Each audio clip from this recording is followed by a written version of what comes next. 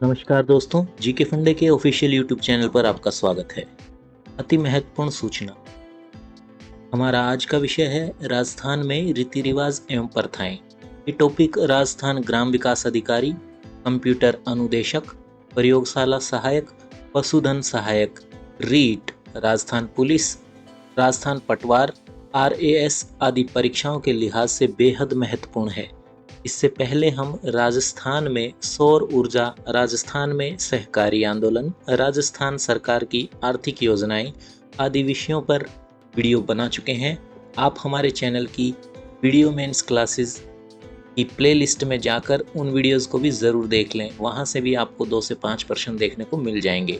इसके साथ ही हम दूर संचार और सैटेलाइट पे 2 वीडियो बना चुके हैं साइंस क्लासेस के तहत, वो भी आप देख सकते हैं। इस वीडियो के डिस्क्रिप्शन में आपको सभी वीडियोस का और प्लेलिस्ट का लिंक मिल जाएगा।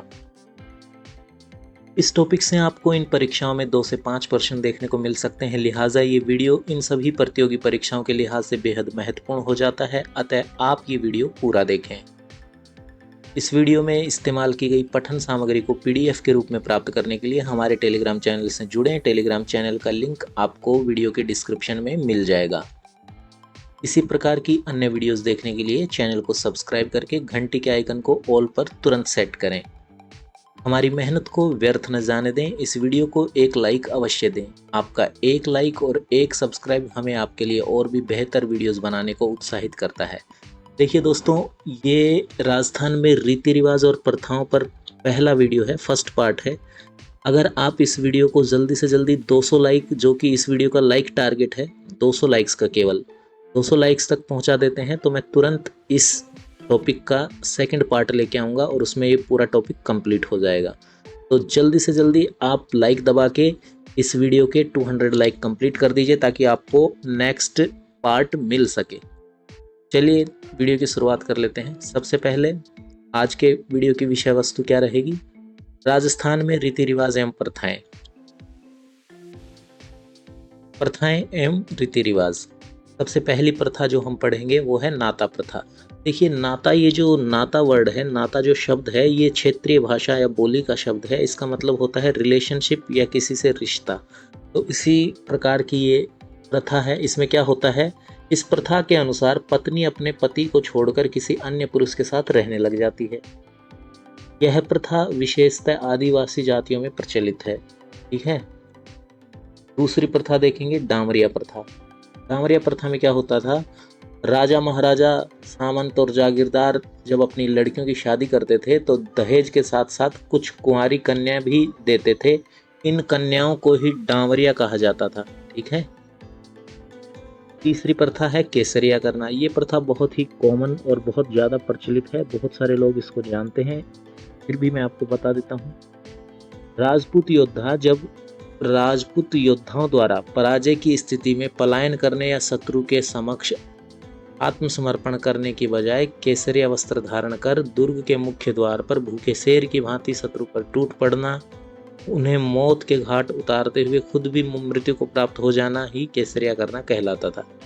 मतलब जब राजपूत योद्धाओं पे कोई शत्रु आक्रमण करता था तो उन्हें लगता था कि हम शत्रु को नहीं जीत पाएंगे, हमारी हार होगी, तो वो युद्ध में भागते नहीं थे, युद्ध को छोड़कर भागते नहीं थे, ना ही सरेंडर करते थे, बल्कि वो शत्रु का सामना करते थे। मुख्य द्वार पर इकट्ठे एक साथ बिल्कुल खतरनाक तरीके से पूरी ताकत से शत्रु पर आक्रमण करते थे और खुद भी मर जाते थे उस आक्रमण में और शत्रु को भी मार देते थे। इसी को कहते थे केसरिया कर। जौहर प्रथा बहुत ही फेमस प्रथा है राजस्थान की, राजपूतों में विशेषकर। और पद्मावत जो मूवी है उसमें भी आपने जौहर देखा था, रानी पद्मिनी का। देखिए, युद्ध में जीत की आशा समाप्त होने पर शत्रु से अपने सतीत्व की रक्षा करने के लिए जो दुर्ग में औरतें होती थी, वीरांगनाएं होती थी, वो दुर्ग में स्थित प्रज्वलित अग्निकुंड में कूदकर सामूहिक आत्मदहन कर लेती थी और इसे ही जौहर करना कहा जाता था। जब युद्ध में जीत की आशा समाप्त हो जाती थी और मेल्स को लगता था कि उनके जो मेल पार्टनर्स हैं, पुरुष जो हैं, वो उनकी मृत्यु हो जाएगी युद्ध में और वो अकेली पड़ जाएंगी, तो वो क्या करती थी, दुर्ग में स्थित एक अग्निकुंड होता था, उसमें आग जलाकर और ग्रुप में वो जला लेती थी, मार लेती थी। इसे ही जौहर करना कहा जाता है। अगली प्रथा देखते हैं, सती प्रथा।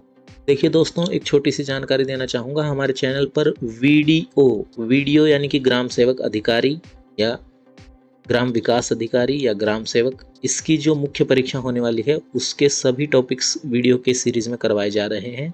और भी बहुत सारी परीक्षाओं के रिलेशन में टॉपिक्स पर हम वीडियो बनाते रहते हैं।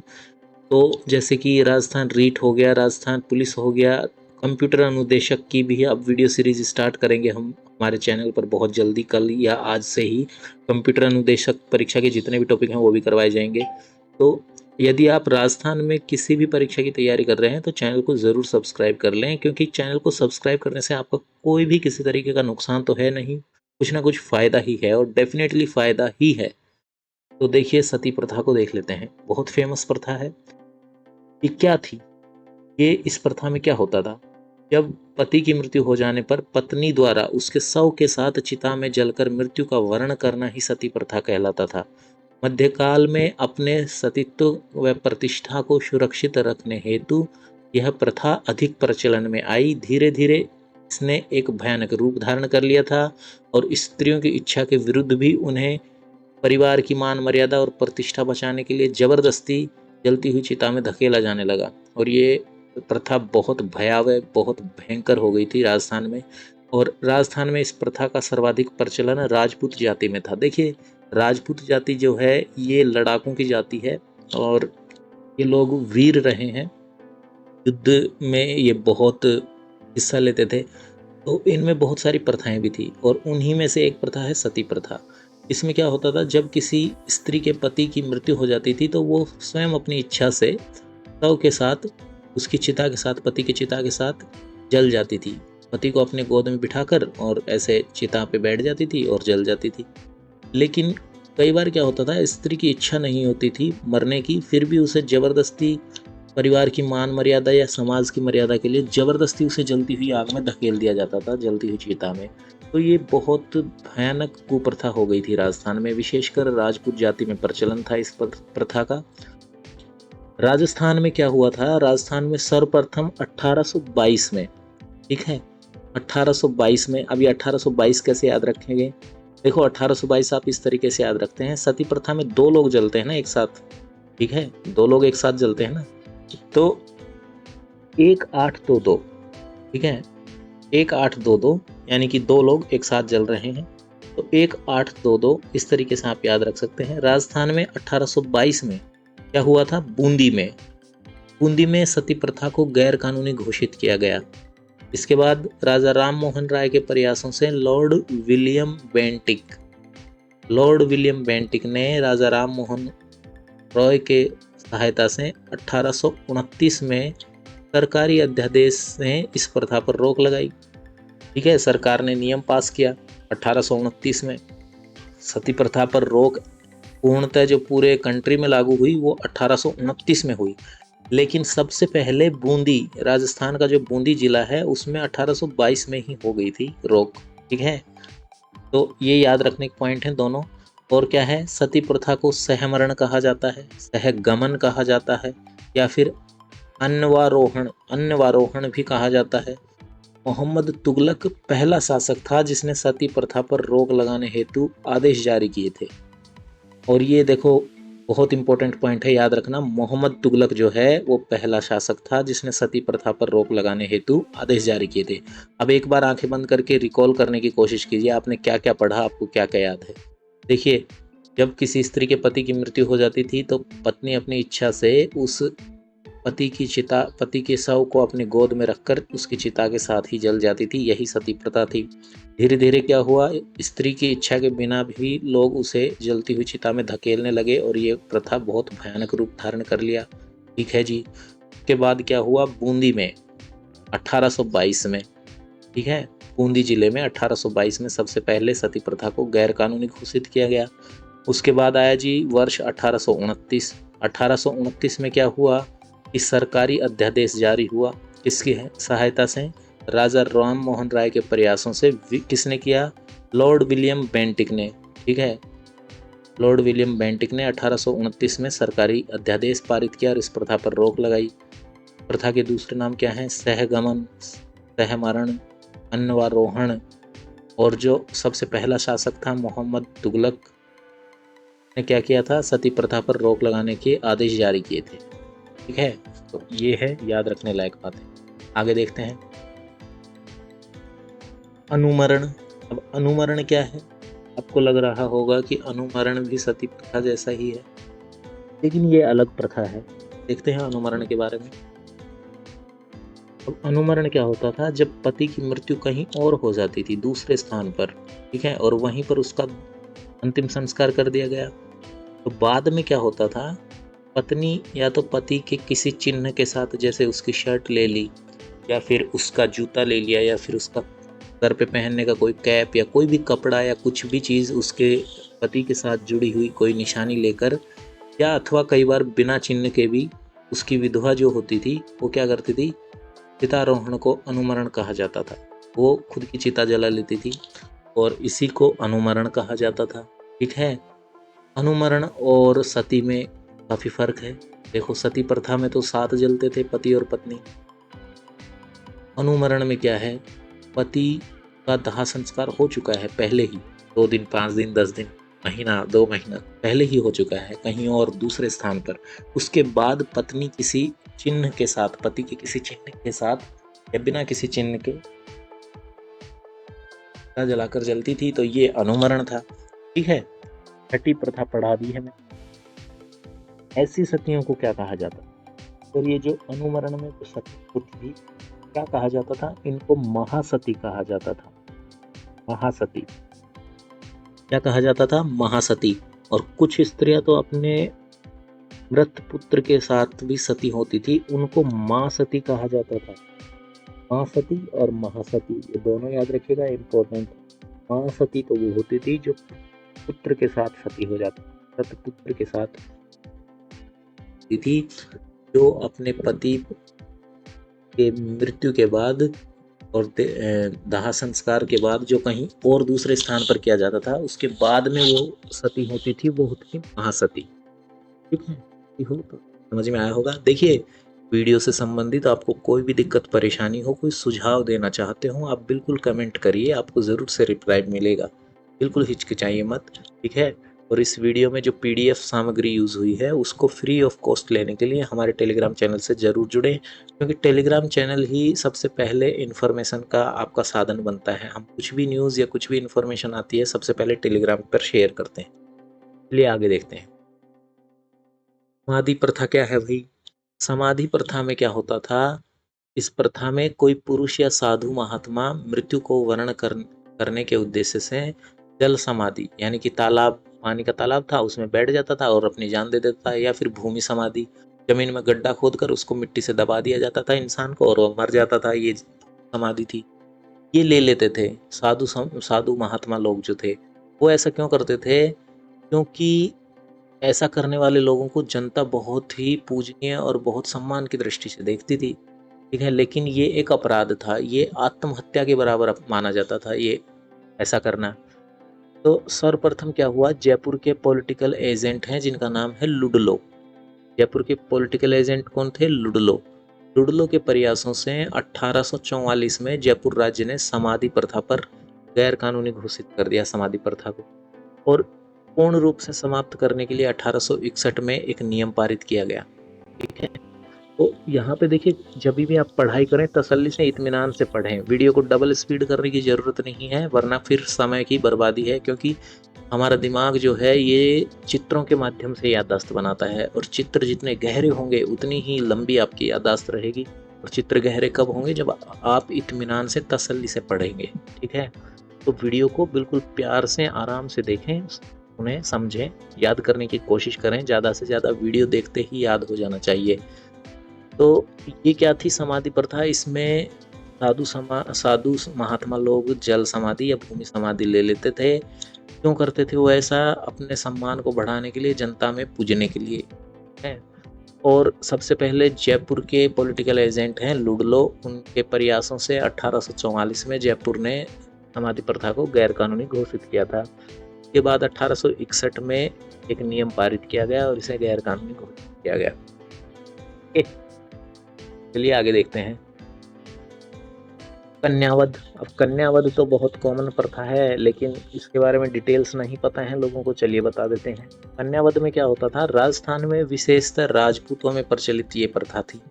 इस प्रथा में कन्या के जन्म लेते ही उसे अफीम देकर या गला दबाकर मार दिया जाता था। कन्यावध समाज में अत्यंत ही क्रूर और भयावह कृत्य था। है ये समाज का एक बहुत क्रूर, निर्दय और भयानक प्रथा थी। कन्यावध राजपूत जाति में प्रचलित थी। लड़की का जन्म होता था तो क्या करते थे, उसे अफीम खिलाकर, जो एक नशीली चीज होती है अफीम, जो हमारे नर्वस सिस्टम को अटैक कर देती है और ज़्यादा मात्रा में लेने से मृत्यु हो जाती है, तो बच्ची को अफीम खिला देते थे या उसका गला दबाकर उसे मार देते थे। ये था कन्यावध। हाड़ौती के पॉलिटिकल एजेंट ने, जिनका नाम था विल्किंसन। अब देखिए यहाँ से आपको डाटा याद रखने लायक क्या क्या है कि एक तो ये प्रथा राजपूतों में प्रचलित थी, दूसरी हाड़ौती में जो पॉलिटिकल एजेंट थे जिनका नाम था विल्किंसन। विल्किंसन विल्किंसन इस तरीके से याद रखिए आप, ठीक है। हाड़ौती के पॉलिटिकल एजेंट था जिनका नाम था विल्किंसन। इन्होंने प्रयास किया और लॉर्ड विलियम बेंटिक के समय क्या हुआ, राजस्थान में सर्वप्रथम कोटा राज्य ने 1833 ईस्वी में, फिर बाद में बूंदी राज्य ने 1834, अगले ही वर्ष 1834 में कन्यावध करने को गैर कानूनी घोषित कर दिया था। अब अपनी आईज क्लोज कीजिए, आंखें बंद कीजिए और रिकॉल करने की कोशिश कीजिए आपको कितना याद हुआ। देखिए कन्यावध जो प्रथा थी ये कहाँ थी ज़्यादा प्रचलित, राजपूत जाति में। लड़की का जन्म होते ही उसे अफीम देकर या गला दबाकर मार दिया जाता था। फिर क्या हुआ, हाड़ौती के जो पॉलिटिकल एजेंट हैं हाड़ौती क्षेत्र के, जिनका नाम था विल्किंसन, उन्होंने लॉर्ड विलियम बेंटिक जब वॉइसरॉय थे उनके समय क्या किया था, 1833 ईस्वी में सर्वप्रथम कोटा में, ठीक है, कोटा राज्य ने 1833 में, फिर उसके बाद बूंदी राज्य ने अगले ही साल 1834 में कन्यावध करने को गैर कानूनी घोषित कर दिया। ठीक है, चलिए आगे देखते हैं। त्याग प्रथा, 9वीं प्रथा है त्याग प्रथा। अब त्याग प्रथा क्या थी जी, राजस्थान में राजपूत जाति में विवाह करने के अवसर पर चारण, भाट, ढोली आदि लड़की वालों से मुंह मांगी दान दक्षिणा प्राप्त करने के लिए हट करते थे, जिद करते थे, और इसे ही त्याग कहा जाता था। देखिए जब विवाह होता है राजपूत जाति में, जब विवाह होता था तो वो लोग वहाँ पे जो गाने बजाने वाले, मनोरंजन करने वाली जातियाँ होती थी, जैसे चारण, भाट, ढोली आदि, ये क्या करते थे, लड़की वालों से मुंह मांगी दान दक्षिणा लेने के लिए जिद करते थे, और जिसे क्या कहा जाता था, त्याग। अब क्या होता था, मध्यकालीन राजस्थान में यह त्याग इच्छा से किया जाता था कि जैसी श्रद्धा वो दे दो, और वो खुशी खुशी मान लेते थे, कोई जिद नहीं करते थे, और अपने पद और स्थिति के अनुसार ये मध्यकालीन राजस्थान में किया जाता था त्याग। लेकिन क्या हुआ, समय के साथ साथ ये प्रथा बोझ बन गई और इसका भार उठाना बहुत असहनीय बन गया था, और त्याग की इस कुप्रथा के कारण भी लोग कन्या वध करना स्टार्ट कर दिए थे, क्योंकि उनको पता था भाई बेटी की शादी करेंगे, चारण भाट लोग आएंगे और वो त्याग प्रथा के तहत जिद करेंगे, उनको की जिद माननी पड़ेगी, बहुत सारा बर्डन हो जाता था माता पिता के दिमाग में, है। तो ये भी त्याग प्रथा भी एक कारण था कन्यावध का। सबसे पहले 1841 में जोधपुर राज्य में ब्रिटिश अधिकारियों के सहयोग से, सबसे पहले क्या हुआ था, जोधपुर राज्य ने 1841 में ब्रिटिश अधिकारियों के सहयोग से नियम बनाकर त्याग प्रथा को सीमित करने का प्रयास किया गया। बाद में वॉल्टर कृत राजपूत हितकारिणी सभा ने त्याग प्रथा को समाप्त करने का प्रयास किया।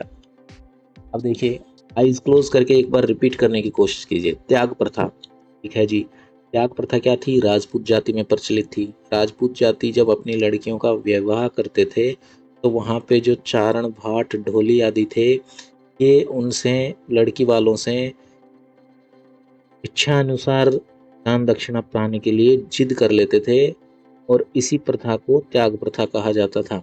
लेकिन मध्यकाल में ये प्रथा इतनी भयानक नहीं थी, क्योंकि लोग अपनी इच्छा के अनुसार ही त्याग देते थे।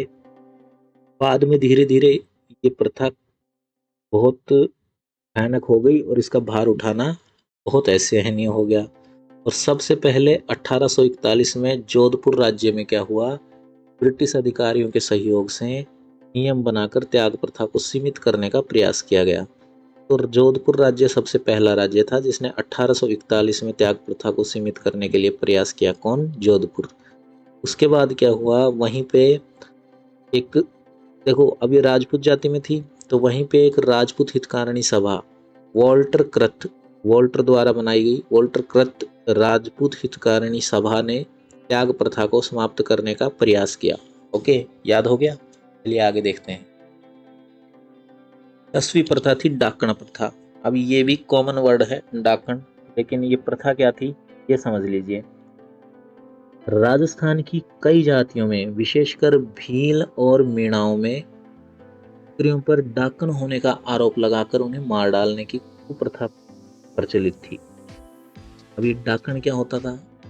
प्रचलित अंधविश्वास के अनुसार डाकण उस स्त्री को कहा जाता था जिसमें किसी मृत व्यक्ति की आत्मा प्रवेश कर गई हो, और ऐसी स्त्री समाज के लिए श्राप मानी जाती थी।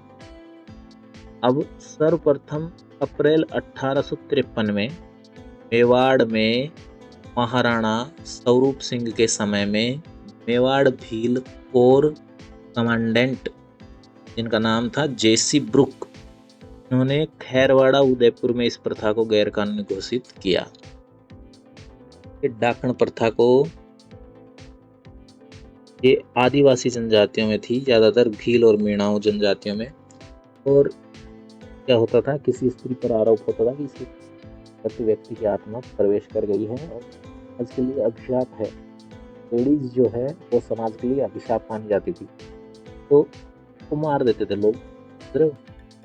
तो इस प्रथा के लिए सबसे पहले क्या हुआ, अप्रैल 1853 में मेवाड़ कौन सा क्षेत्र है? ये उदयपुर सिरोही राजसमंद वाला जो क्षेत्र है मेवाड़, इसमें क्या हुआ, महाराणा स्वरूप सिंह के समय में मेवाड़ भील कोर के कमांडेंट थे, उनका नाम था जेसी ब्रुक, और उन्होंने उदयपुर में एक जगह है खैरवाड़ा में इस प्रथा को गैरकानूनी घोषित किया। ठीक है, आप नोट्स भी बना सकते हैं। बाकी आपको इस वीडियो में जो सामग्री यूज़ हुई है, पठन सामग्री, वो PDF के रूप में चाहिए तो वो मिल जाएगी, तो बिल्कुल परेशान मत होइए। टेलीग्राम चैनल पे ज्वाइन करिए और PDF ले लीजिए इस वीडियो का। चलिए देखते हैं आगे। 11वीं प्रथा कौन सी थी? बाल विवाह। अब यह क्या होती थी, छोटी उम्र में ही विवाह कर देने की प्रथा थी, जिसका प्रचलन निम्न जातियों में, नीची जातियों में अधिक था। प्रतिवर्ष राजस्थान में अक्षय तृतीया पर सैकड़ों बच्चों को विवाह बंधन में बांध दिया जाता था। ठीक है, अक्षय तृतीया बहुत ही विवाह के लिए बहुत ही शुभ मुहूर्त माना जाता है आज भी। तो आखा तीज जिसको कहते हैं, अक्षय तृतीया के दिन सैकड़ों बच्चों को विवाह बंधन में बांध दिया जाता था। अब अजमेर के हरविलास शारदा ने क्या किया, 1929 में बाल विवाह निरोधक अधिनियम प्रस्तावित किया 1929 में, जो कि आगे चलकर शारदा एक्ट के नाम से प्रसिद्ध हुआ। अब 1 अप्रैल 1930 से यह अधिनियम पूरे देश में लागू हो गया था। ठीक है, इस अधिनियम से पहले वॉल्टर कृत राजपूत हितकारिणी सभा के निर्णय के अनुसार जोधपुर राज्य के प्रधानमंत्री थे सर प्रताप सिंह। उन्होंने 1885 में बाल विवाह पर प्रतिबंधित कानून बनाया था। ओके, देखो अभी तक आपने क्या पढ़ा बाल विवाह के बारे में। ये एक तो छोटी उम्र में विवाह कर देने की प्रथा थी। इसका सबसे अधिक प्रचलन क्या था, निम्न जातियों में था। और हर साल राजस्थान में क्या होता था, अक्खा तीज पर, अक्षय तृतीया पर सैकड़ों बच्चों को विवाह बंधन में बांध दिया जाता था। अब अजमेर के हरविलास शारदा ने 1929 में एक विवाह निरोधक अधिनियम प्रस्तावित किया 1829 में, जो आगे चलकर शारदा एक्ट के नाम से प्रसिद्ध हुआ। उससे के बाद 1 अप्रैल 1930 आया। 1 अप्रैल 1930 यानी अगले ही वर्ष क्या हुआ यह अधिनियम पूरे देश में लागू हो गया। कौन सा? शारदा एक्ट है। अब इस अधिनियम से पहले की बात करें तो क्या था? इस अधिनियम से पहले वाल्टर कृत राजपूत हितकारिणी सभा थी, जो उसके निर्णय के अनुसार जोधपुर के प्रधानमंत्री थे सर प्रताप सिंह। उन्होंने क्या किया था? 1885 में बाल विवाह प्रतिबंध कानून बनाया था। ठीक है, शारदा एक्ट से पहले की बात कर रहे हैं, क्योंकि शारदा एक्ट तो 1929 में प्रस्तावित हुआ है। प्रस्तावित किसने किया? अजमेर के रहने वाले हरविलास शारदा ने, जो आगे चलकर शारदा एक्ट के नाम से प्रसिद्ध हुआ। और 1930 1 अप्रैल 1930 से ही पूरे देश में लागू हुआ था।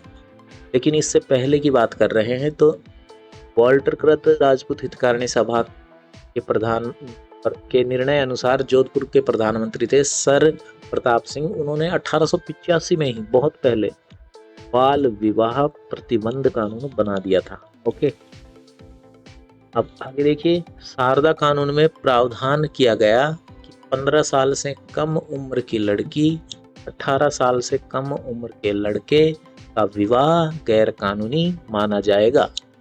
अब यह कानून सभी समुदायों में और सभी प्रकार के विवाहों पर लागू होता है। यह कानून विभिन्न समुदायों के पर्सनल लॉ, निजी लॉ होते हैं ना जो, उनसे भी ऊपर था। आज भी यही मान्यता है। ठीक है, कुछ समुदाय होते हैं जैसे मुस्लिम हैं, इनका मुस्लिम पर्सनल लॉ है, तो उनसे भी ऊपर ये कानून माना गया था शारदा एक्ट, और आज भी यही मान्यता है। अब 1978 में क्या हुआ जी? 1978 में इस कानून में सुधार किया गया, संशोधन किया गया, ताकि इसे और ज़्यादा इफेक्टिव और ज़्यादा कड़ा बनाया जा सके। और इस संशोधन में क्या हुआ? विवाह की उम्र 3 साल और बढ़ा दी गई। अब क्या हो गई विवाह की उम्र? अब लड़कियों के लिए 18 वर्ष हो गई, और लड़कों के लिए जो पहले 18 थी, वो अब लड़कों के लिए 21 साल हो गई। ठीक है, विवाह की उम्र। अब संशोधित कानून को बाल विवाह अंकुश संशोधन अधिनियम 1978 का नाम दिया गया। ये जो संशोधन किया गया शारदा एक्ट में 1978 में, इसको क्या नाम दिया गया? बाल विवाह अंकुश संशोधन अधिनियम 1978। ठीक है जी। अब बाल विवाह अंकुश अधिनियम 1929 में कुछ खामियां रह गई थी, उनको पूरा करने के लिए बनाया गया, उसे और सख्त बनाने के लिए बनाया गया संशोधन करके नया अधिनियम। अब बाल विवाह अंकुश अधिनियम की इन खामियों को दूर करने के लिए भारत सरकार ने बाल विवाह प्रतिरोध अधिनियम 2006, बाल विवाह प्रतिरोध अधिनियम 2006 PCMA पारित करवाया है। अब हम ये 2006 वाला बाल विवाह प्रतिरोध अधिनियम 2006, इसके बारे में जानकारी लेते हैं। बाल विवाह प्रतिरोध अधिनियम 2006 को 10 जनवरी 2007 से अधिसूचित किया गया था। ठीक है,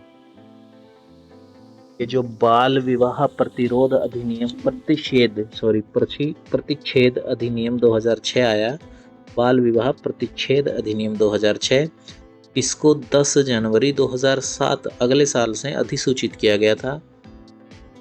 इस कानून का मकसद बाल विवाह की असरदार रोकथाम से पहले वाले कानून की विफलता से पार पाना।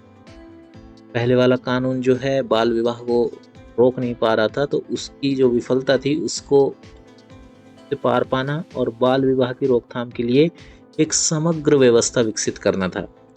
यह कानून 1 नवंबर 2007 से लागू किया गया।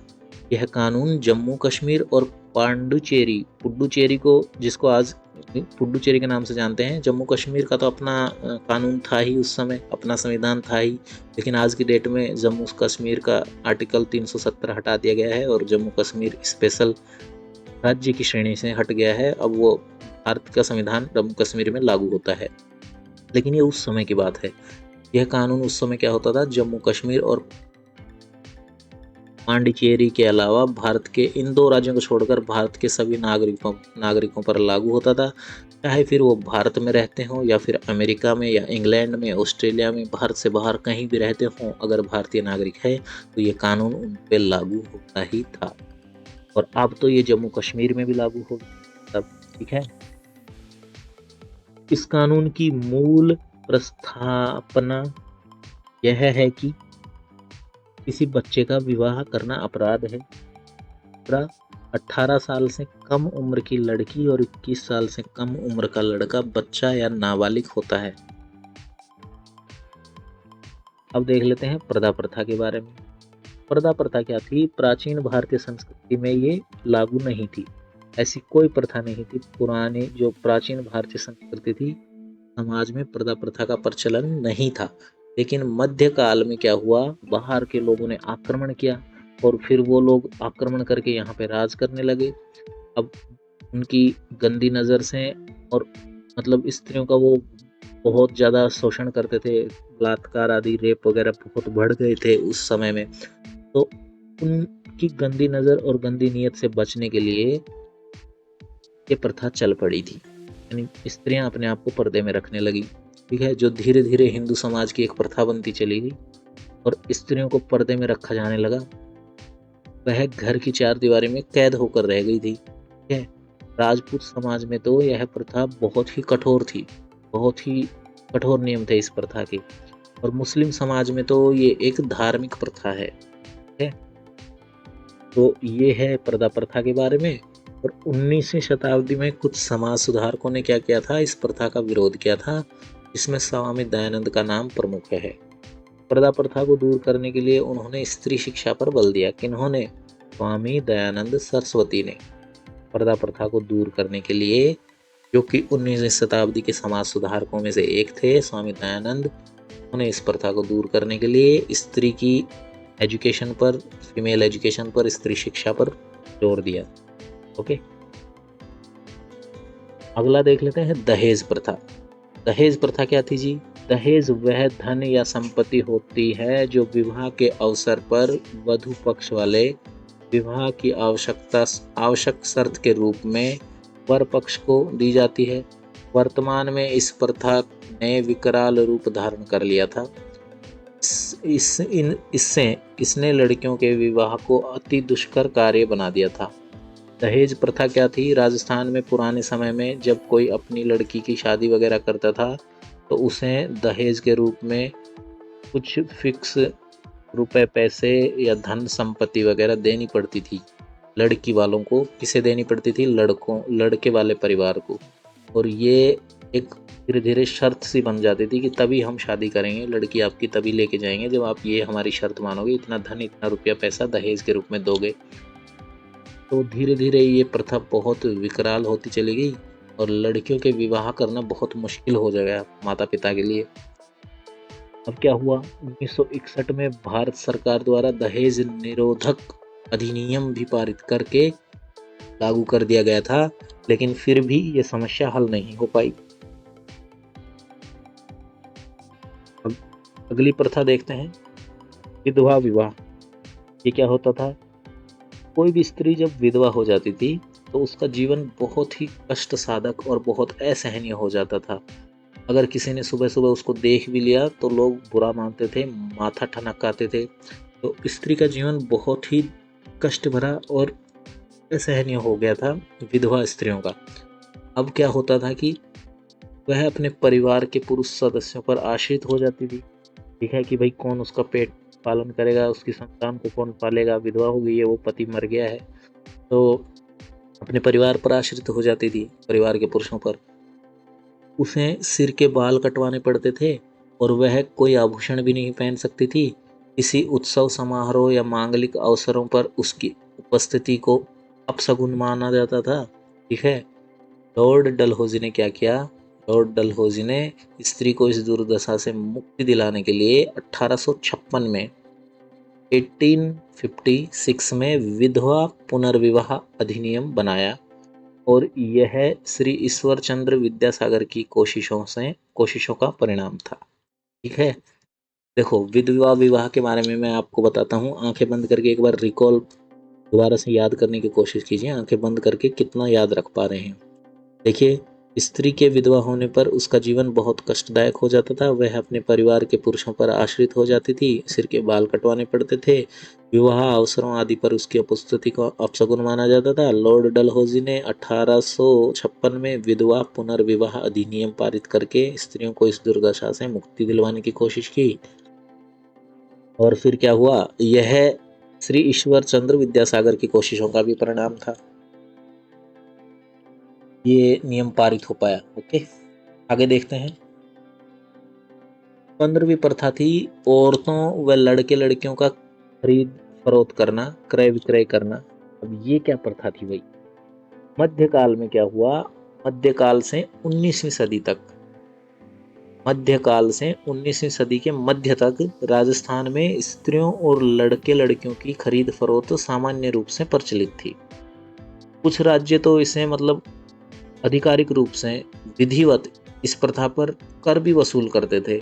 या जैसे कोटा राज्य में इस क्रय विक्रय पर क्या लगता था, चौथान, चौथान नामक एक टैक्स लगता था जो कोटा राज्य में वसूल किया जाता था। लड़के लड़कियों औरतों की खरीद फरोख्त पर चौथान, चौथान नामक कर लगता था कोटा राज्य में। ठीक है, अब क्या हुआ, राजपूत लोग अपनी पुत्री के विवाह में भी दहेज के रूप में गोला गोली, गोला गोली क्या है भाई, गोला गोली थे दास और दासियां जो होती थी वो गोला गोली होते थे। और ये दास दासियां अक्सर युद्ध में बंदी बनाए गए लोग होते थे, साधनहीन लोग, कमजोर वर्ग के लोग होते थे दास दासियां, जिनको कि गोला गोली कहा जाता था।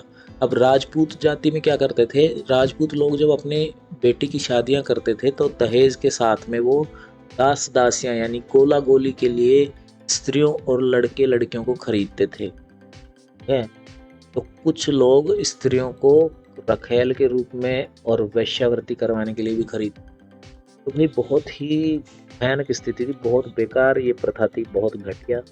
और इसमें क्या हुआ फिर लास्ट में देखिए, कोटा राज्य ने क्या किया, 1831 में इस कुप्रथा पर रोक लगाई। 1831, 1831 कोटा राज्य लड़के लड़कियों पर, औरतों के खरीद फरोख्त पर कोटा ने रोक लगाई 1831 है। लेकिन फिर भी यह प्रथा जारी रही और सर्वप्रथम 16 फरवरी 1847 में जयपुर राज्य में एक इश्तिहार जारी करके इस व्यापार को अवैध घोषित कर दिया गया।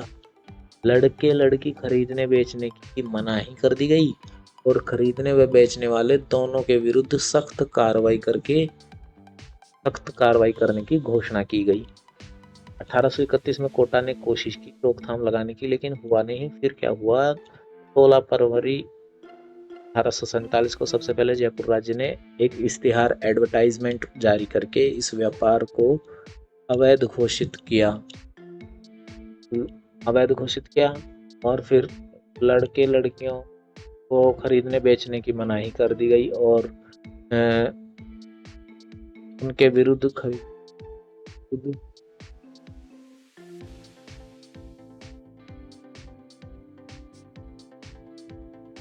खरीदने बेचने पर सख्त कार्रवाई की घोषणा हुई। ठीक है, दास प्रथा।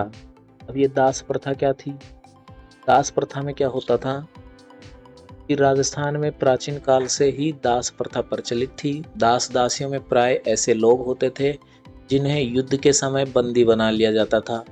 दास दासियों का क्रय भी किया जाता था। इन दास दासियों को अनेक संकटों का सामना करना पड़ता था और वे अपने स्वामी की आज्ञा का पालन के लिए मजबूर होते थे, चाहे फिर वह आज्ञा निम्न स्तर की हो या अमानवीय हो। ये क्या होता था, राजघरानों में तो क्या होता था, बड़े बड़े अलग ही विभाग होते थे दासों के, जिनको कि राजलोक कहा जाता था। कभी कभी राजा लोग किसी दासी या गोली को उपपत्नी के रूप में स्वीकार कर लेते थे, जिसे पड़दायत कहा जाता था। और यदि राजा प्रसन्न होकर उस पड़दायत को, उस दासी को, उस पत्नी को हाथ पैरों में सोने के आभूषण पहनने की आज्ञा दे देता था, स्वीकृति देता था, तो फिर वो पासवान व खवासन कहलाती थी। और उत्सव समारोह आदि में उसकी बैठक रानियों के जस्ट नीचे होती थी। ठीक है, इस दास प्रथा ने राजस्थान समाज को बेहद नैतिक पतन किया। ओके, ये भी काफ़ी इम्पोर्टेंट प्रथा है, याद रखने लायक काफ़ी सारा डाटा है इसके अंदर, काफ़ी इंफॉर्मेशन। चलिए आगे देखते हैं। 1832 में विलियम बेंटिक ने दास प्रथा पर रोक लगाई। 1832 में विलियम बेंटिक ने क्या किया? दास प्रथा पर रोक लगाई। राजस्थान में भी 1832 में सबसे पहले हाड़ौती क्षेत्र में कोटा व बूंदी राज्यों ने दास प्रथा पर रोक लगाई। अब बात कर लेते हैं बेगार प्रथा की। बेगार प्रथा क्या है? सामंतों, जागीरदारों व राजाओं द्वारा अपनी रैयत से मुफ्त सेवाएं लेना ही बेगार प्रथा कहलाती थी। रैयत क्या होती है? रैयत होती है प्रजा। तो जो भी जागीरदार राजा, महाराजा और सामंत थे वो अपनी प्रजा से मुफ्त में बिना किसी मजदूरी दिए बिना पैसा दिए में सेवा लेते थे, उसे ही बेगार प्रथा कहते हैं। और ब्राह्मण व राजपूत के अतिरिक्त अन्य सभी जातियों को बेगार देनी पड़ती थी। ब्राह्मण और राजपूत जाति को बेगार प्रथा में कोई प्रॉब्लम नहीं होती थी, बाकी जो जातियां थी उनको ये बेगार करना पड़ता था। पशुओं के लिए चारा लाना, आवश्यकता पड़ने पर एक गांव से दूसरे गांव तक बोझ ले जाना, लकड़ी चीरना, मकानों को लीपने पोतने का काम करना, पानी भरना आदि घरेलू कामों हेतु, तो ये सब जो घरेलू काम होते थे इनके लिए बेगार दी जाती थी और ये सारी सेवाएं मुफ्त में देनी पड़ती थी। इसके बदले कोई मजदूरी नहीं दी जाती थी। गांव में परंपरागत रूप से दी जाने वाली बेगार प्रथा का अंत राजस्थान के एकीकरण और उसके बाद जागीरदार प्रथा की समाप्ति के साथ ही हुआ। ओके, अब बंधुआ मजदूर प्रथा या सागड़ी प्रथा जिसको कहते हैं, ये भी बहुत इंपॉर्टेंट प्रथा है। इसमें क्या हुआ? जो बड़े बड़े लोग होते थे, पैसे वाले पूंजीपति या महाजन अथवा उच्च कुल के, ठीक है, उन लोगों द्वारा साधनहीन लोगों को उधार पैसा दिया जाने लगा, ठीक है, और उस राशि के बदले या ब्याज राशि के बदले उस व्यक्ति के परिवार से या फिर उस व्यक्ति से ही क्या करने लगे, वो घर के लिए नौकर के रूप में बंदी बना लेते थे, ठीक है, बंधुआ मजदूर बना के रखते थे। अब ये ही प्रथा को बंधुआ मजदूर प्रथा कहते थे। जब तक वह व्यक्ति उधार ली गई राशि चुका नहीं देता था, उसे बिना किसी मजदूरी ये बिना महाजन के यहाँ पर मजदूरी करनी पड़ती थी। और राजस्थान में 1961 में सागड़ी निवारण अधिनियम पारित करके बंधुआ मजदूरों को मुक्ति दिलाने का प्रयास किया गया। राजस्थान में 1961 में सागड़ी निवारण अधिनियम बनाया गया, बंधुआ मजदूरों को मुक्ति दिलाने का प्रयास किया गया। को क्या कहते हैं? सागड़ी प्रथा।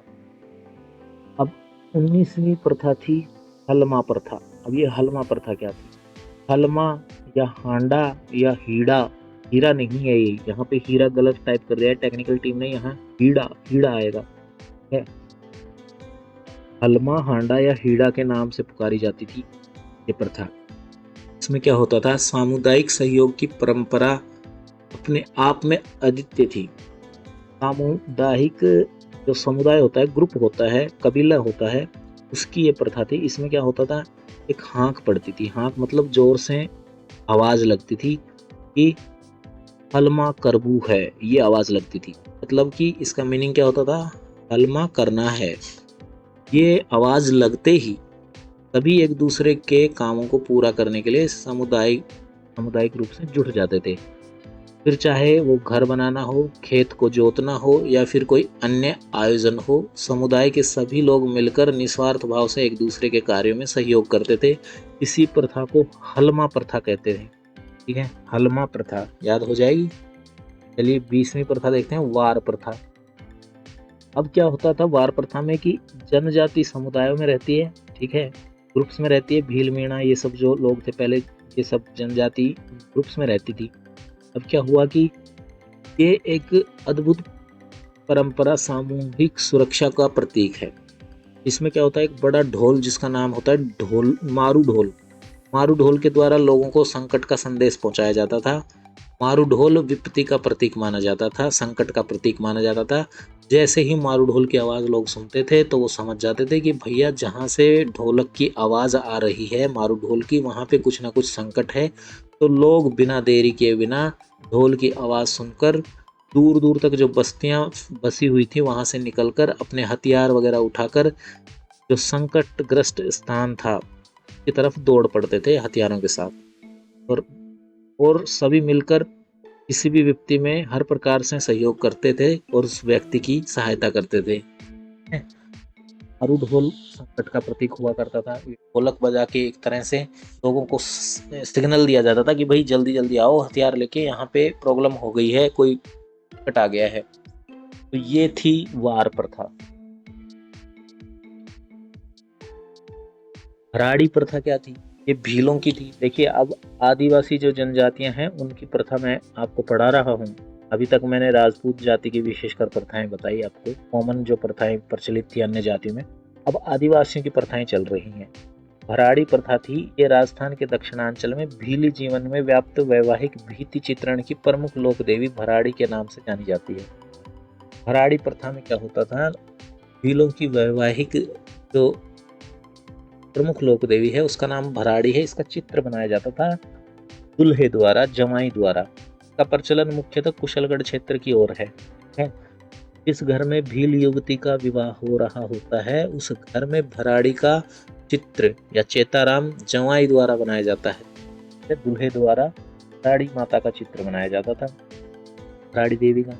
भराड़ी में क्या होता था? उस चित्र में ज्यादातर हल्दी का जो रंग होता है पीला का सर्वाधिक प्रयोग होता था। पीला या सुनहरी रंग कह लीजिए, तो हल्दी वाले रंग का भराड़ी में सबसे ज्यादा प्रयोग होता था।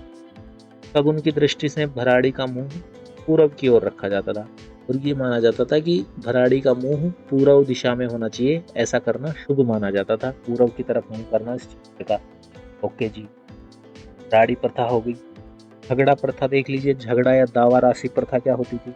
इसमें क्या होता था? जब कोई भील दूसरी स्त्री को भगा ले जाता था या स्वयं स्त्री अपने पति को त्याग कर दूसरे पुरुष के साथ भाग जाती थी, तो क्या होता था? विवाहित पुरुष जो होता था, जिससे उसका का विवाह हुआ है, वो क्या करता था? उस दूसरे पुरुष से, कौन से वाले से? जो भगा के ले गया है उससे एक राशि लेता था, जिसको झगड़ा या दावा राशि कहते थे। और ये राशि कितनी होगी, इसका निर्णय कौन करता था? पंचायत करती थी। ओके, सिंपल सी है, झगड़ा राशि दावा राशि, कोई दिक्कत नहीं है, भीलों की ही है। अब देखिए अगला, देखिए अगली एक और भीलों में प्रचलित जो प्रथा थी, छेड़ा फाड़ना या तलाक प्रथा। अब जो भील अपनी स्त्री को त्यागना चाहता है, तलाक देना चाहता है, वो क्या करता था? अपनी जाति के 5 लोगों के सामने नई साड़ी के पल्ले से 1 रुपया बांध देता था, उसको चौड़ाई की तरफ से फाड़ लेता था और स्त्री को पहना देता था। ये इस बात का संकेत होता था कि भाई अब इस आदमी ने अपनी पत्नी को त्याग दिया है, यानी कि इंसान ने, इस पति ने, इस व्यक्ति ने अपनी पत्नी को, वाइफ को डाइवोर्स दे दिया है। ये होता था छेड़ा फाड़ना, ठीक है, भीलों में था। अब देखिए नातरा या आना प्रथा क्या होती थी? ये भी आदिवासियों में थी। आदिवासियों में विधवा स्त्री का पुनर्विवाह करना नातरा या आना कहलाता था। ये जी। लोकाई प्रथा क्या होती थी? छोटी छोटी प्रथाएं हैं, जल्दी सी आपको याद हो जाएंगी। अगर आप वीडियो पूरा देखेंगे तो पूरा आपको सारी प्रथाएं याद हो जाएंगी। लोकाई प्रथा क्या होती थी? ये होती थी आदिवासियों में ही। आदिवासियों में मृत्यु पर जो भोज दिया जाता था उसे कांदिया कांदिया या फिर लोकाई कहा जाता था। दापा प्रथा देख लीजिए। दापा प्रथा क्या होती थी? ये भी आदिवासी समुदाय में वर पक्ष द्वारा, लड़कों द्वारा, लड़के वाले परिवार द्वारा लड़की के पिता को एक दापा, जिसको क्या कहते थे? वधु मूल्य, यानी कि जो लड़की देते थे वो उसके पैसे लेते थे, वधु मूल्य, तो देने की प्रथा थी और इसी को दापा प्रथा कहे जाते थे। आदिवासी समुदाय में ही सारी प्रथाएं। अब देखो मोताणा प्रथा, ये भी आदिवासियों की प्रथा थी। में क्या होता था? जब कोई आदिवासी की दुर्घटना में, जैसे मान लो कोई कार ड्राइवर बहुत तेज गाड़ी चला रहा है और उसने किसी आदिवासी को ठोक दिया, एक्सीडेंट कर दिया किसी आदिवासी का, तो जब किसी दुर्घटना में या किसी अन्य कारण से मृत्यु हो जाती थी किसी आदिवासी समाज के लोग, किसी इंसान की, तो क्या करता था आदिवासी समाज? वहाँ पे जो आदिवासी समाज के पंच होते थे वो एक एक राशि, एक अमाउंट तय करते थे कि ये इतना पैसा क्षतिपूर्ति के रूप में आरोपी, जो भी जिसने एक्सीडेंट किया है, उसको देना होगा, ठीक है, मृतक के परिवार को। और यह राशि जो होती थी ये क्या कहलाती थी? मोताणा, मोताणा कहलाती थी। और मोताणा जब मिल जाता था तभी ये लोग, आदिवासी लोग, शव को, डेड बॉडी को घटना स्थल से हटाते थे, अदरवाइज नहीं हटाते थे। 26वां देखिए जवेरा। जवेरा प्रथा क्या थी? आदिवासियों द्वारा नवरात्र अनुष्ठान समाप्ति पर निकाला जाने वाला जुलूस जवेरा कहलाता है। ठीक है, आदिवासियों द्वारा नवरात्रों में अनुष्ठान समाप्ति पर, जब नवरात्रे एंड हो जाते थे तो जो जुलूस निकाला जाता था उसे जवेरा कहते थे आदिवासियों में। सभी आदिवासियों की पढ़ रहे हैं प्रथाएं अब। अगली प्रथा थी नोतरा प्रथा। ये क्या था? वागड़ क्षेत्र जो था ना, वागड़ क्षेत्र के आदिवासी समाज में व्याप्त प्रथा थी। व्यक्ति की आर्थिक सहायता पूरे समाज द्वारा की जाती थी। किसी व्यक्ति के पास पैसे की कमी आ गई है, पैसा नहीं है, कोई समस्या में है, तो पूरा समाज मिलकर उस व्यक्ति की सहायता करता था। और ये एक तरह से उस व्यक्ति का बीमा होता था, इंश्योरेंस होता था समाज के द्वारा। और इसी प्रथा को नोतरा प्रथा कहते थे। क्या कहते थे? नोतरा प्रथा। ब्योरी प्रथा क्या थी? ये भी जनजाति में थी। जनजाति के लोग क्या थे? दिन का भोजन जब करते थे उसके बाद वो रेस्ट करते थे। इसी प्रथा को ब्योरी प्रथा कहा जाता था। दिन के भोजन के बाद, यानी कि कह लीजिए लंच के बाद। लंच के बाद दोपहर में जो रेस्ट करने की प्रथा थी जनजाति समाज में, आदिवासी समाज में, उसी को ब्योरी का नाम दिया गया, ब्योरी प्रथा। हमेलो क्या है? हमेलो प्रथा जानिए। जनजाति क्षेत्रीय विकास विभाग एवं माणिक्यलाल वर्मा आदिम जाति शोध संस्थान उदयपुर द्वारा आयोजित किया जाने वाला आदिवासी लोकानंजन मेला, जिसका मुख्य उद्देश्य आदिवासियों की कला एवं संस्कृति को सुरक्षित रखना, उनकी क्षमताओं को विकसित करके उन्हें राष्ट्र की मुख्य धारा से जोड़ना तथा इनमें आपसी समन्वय का भाव उत्पन्न करना, ये था हमेलो। ठीक है, ये हमेलो प्रथा थी। अब गधोत्रो क्या होता था? गधोत्रो प्रथा में क्या होता था? गधोत्रो प्रथा में जब किसी गांव में वहां के निवासियों से परेशान होकर, गांव वालों से परेशान होकर कोई पिछड़ी जाति गांव छोड़ने का निर्णय लेती थी, तो वो पिछड़ी हुई जाति क्या करती थी? गाय के सिर की एक पत्थर की मूर्ति बनवाकर उस गांव में स्थापित करवा देती थी और उसके बाद जाति के सभी लोग गांव छोड़ देते थे। और इसी मूर्ति स्थापना करना, गाय की मूर्ति स्थापित करने के बाद गांव छोड़ने की जो प्रथा थी, ये ही गाधोत्रो कहते थे। गाधोत्रो, देखो गाय से गाधोत्रो याद हो जाएगा आपको। 30th प्रथा क्या थी? हाथी वेंडो प्रथा। हाथी वेंडो प्रथा ये भी भील समाज की प्रचलित और अनोखी वैवाहिक परंपरा थी, जिसमें पवित्र वृक्ष जैसे पीपल, साल, बांस, सागवान आदि के पेड़ों को साक्षी मानकर हरज और लाड़ी कौन होते थे? दुल्हा दुल्हन जीवन साथी बनते थे। इसे ही हाथी वेंडो प्रथा कहते थे। हाथी वेंडो प्रथा में क्या होता था कि भील समाज के जो लड़का लड़की होते थे, दुल्हा दुल्हन होते थे, वो किसी पेड़ को, जैसे पीपल हो गया, सागवान हो गया, बांस हो गया, साल हो गया, इनको साक्षी मानकर शादी हाथी बन जाते थे। यही प्रथा हाथी वेंडो प्रथा के नाम से जानी जाती थी। अगली प्रथा थी सह पलायन प्रथा। 31वीं प्रथा पढ़ा रहा हूँ भाई। सह पलायन में क्या होता था? ये भी आदिवासियों की क्या होता था? भीलों में विवाह की सह पलायन प्रथा विद्यमान है, जिसमें लड़के लड़की भागकर 2-3 दिन बाहर जाते हैं, फिर वापस आ जाते हैं और वापस आने पर गांव के लोगों द्वारा इकट्ठा होकर उनके विवाह को मान्यता दे दी जाती है। इसे ही सह पलायन प्रथा कहते हैं। और ये जो विवाह होता है इस तरीके से, इसे अपहरण विवाह कहते हैं। तो सिंपल सी प्रथाएं हैं भाई, कोई ज़्यादा समझने वाली बात है नहीं है। भारी संस्कार क्या होता था? भारी संस्कार में क्या होता था? मृत्यु हो गई किसी की, ठीक है, और मृत्यु के 3 दिन बाद मृतक की अस्थियों को राख एकत्रित करके, मृत्यु हुई, शव को जला दिया गया, 3 दिन हो गए जलाए हुए, फिर क्या होता था? उसकी अस्थियां, जो हड्डियां बच जाती थी वो, और उसकी राख को इकट्ठा करके रात्रि में आंगन में, साफ आंगन में बिछा दिया जाता था और उसे ढक देते थे। दूसरे दिन उसे ताके देखा जाता था और माना जाता था कि इस राख में जिस भी आकृति के पद चिन्ह बनते थे, मृतक उसी योनि में पुनर्जन्म लेता है। ठीक है, ऐसी मान्यता थी इस प्रथा के तहत। और आकृति देखने के बाद क्या करते थे? हड्डियों और राख को सीतावाड़ी नामक जगह है, इसमें बाणगंगा नामक और कपिलधारा नामक जो जलधाराएं हैं उनमें प्रवाहित कर दिया जाता था। ठीक है, बाणगंगा तो नदी है, कपिलधारा की जल स्रोत है, और यहाँ पे प्रवाहित कर दिया जाता था।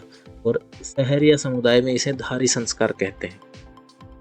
सहरिया जो आदिम जनजाति है राजस्थान की एकमात्र, इसमें इस संस्कार को धारी संस्कार कहते हैं। ठीक है, फिर से देखिए एक बार धारी संस्कार। मृत्यु के तीसरे दिन मृतक की अस्थियों व राख को इकट्ठा करके रात्रि में साफ आंगन में बिछाकर ढक देते थे। दूसरे दिन उसे देखते हैं। यह मान्यता है कि इस राख में जिस आकृति के पदचिन्ह बनते हैं, मृतक उसी योनि में पुनर्जन्म लेता है। आकृति देखने के बाद अस्थियों व राख को सीतावाड़ी में स्थित बाणगंगा या कपिल धारा में प्रवाहित कर दिया जाता है। शहर या समुदाय में इसे धारी संस्कार कहते हैं। अगर आप हमारे इस वीडियो को लाइक टारगेट 200 तक पहुंचा देंगे तो हम आपके लिए नेक्स्ट पार्ट लेके आएंगे इसी टॉपिक का। ठीक है, और उस नेक्स्ट पार्ट में हम आपको क्या कराएंगे, इसके अगले भाग में, इस वीडियो के अगले भाग में हम आपको कराएंगे वैवाहिक रस्में, मृत्यु की रस्में, अन्य रस्में और रियासती लाग बाग। जल्दी से जल्दी 200 लाइक पूरा कर लीजिए, फटाफट से 200 लाइक दे दीजिए इस वीडियो को, और नेक्स्ट पार्ट तुरंत हम डाल देंगे 200 लाइक कंप्लीट होते ही। क्योंकि हमें तभी तो पता लगेगा, जब आप लाइक करेंगे तभी तो हम समझेंगे कि आपको इस प्रकार के वीडियोस की ज़रूरत है। अगर नहीं है तो हम क्यों फालतू में आपके लिए ऐसे वीडियो बनाए भाई। तो जल्दी से 200 लाइक पूरा कर दीजिए। वीडियो देखने के लिए धन्यवाद। हमारी मेहनत को व्यर्थ न जाने दें। इस वीडियो को एक प्यारा सा लाइक, कमेंट और एक प्यारा सा सब्सक्राइब ज़रूर करें चैनल को, क्योंकि यही हमें मोटिवेट करता है आपके लिए काम करने को, आपकी हेल्प करने को, आपको वीडियोस प्रोवाइड कराने के लिए।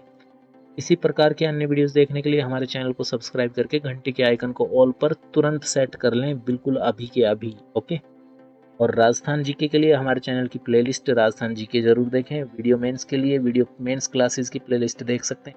इस वीडियो की पीडीएफ प्राप्त करना चाहते हैं तो हमारे टेलीग्राम चैनल से अभी तुरंत जुड़ जाएं। टेलीग्राम चैनल का लिंक आपको इस वीडियो के डिस्क्रिप्शन में मिल जाएगा। ओके, आप अपना ख्याल रखिए। मैं आपको अगले किसी वीडियो में मिलता हूँ। टाटा।